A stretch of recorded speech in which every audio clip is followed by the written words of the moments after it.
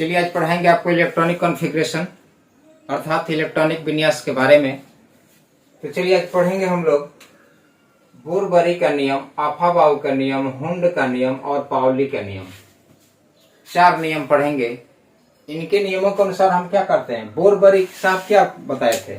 बोरबरी साहब जो है कक्षा के बारे में बताए थे। किसके बारे में बताए थे? कक्षा के बारे में।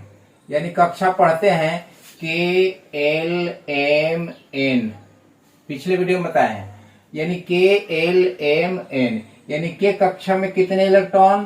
तो 2, 8, 18, 32। अब कहें कि ये कहां से आ गया?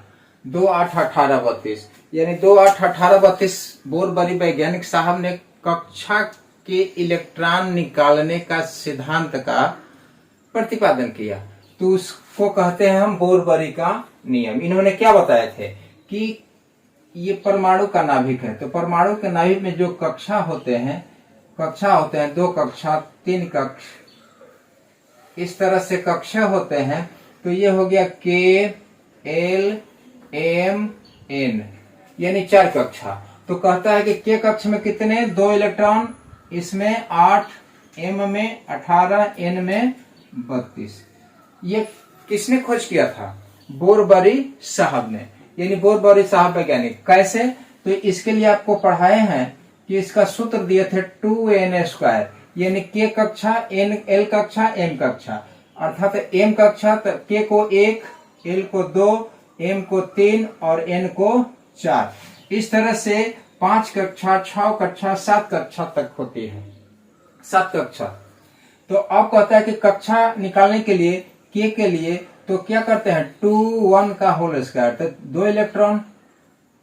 उसके बाद कहता है कि 2n²। किसके लिए? L के लिए। तो 2 है, कक्षा 2। दूसरा है तो 2 का होल स्क्वायर, अर्थात 2 दूनी का 4, 4 दूना 8 इलेक्ट्रॉन। उसी तरह से M में जो है क्या करते हैं? तीसरा कक्षा है तो 2n² यानी 2n का तीसरा, 3 का 2 बार गुणा, 3 का 9, 9 दूना 18।